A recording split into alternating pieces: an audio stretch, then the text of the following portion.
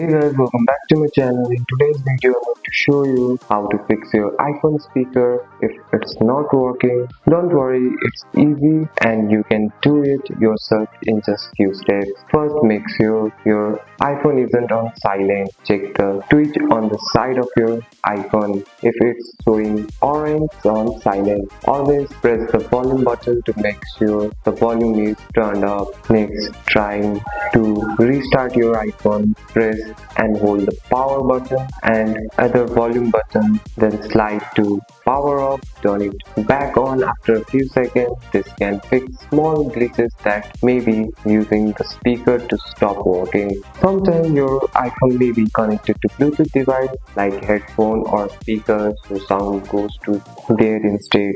For that, go to settings, tap on Bluetooth and turn it off to see if your speaker starts working again. Make sure your iPhone is updated. For that, go back to the settings, tap on General, tap on Software Update and install any available update. Sometimes a software update can fix speaker issues. And that's it. That's all for today's video guys. If you found this video helpful, drop a like and subscribe for more videos. Thanks for watching. See you in next one.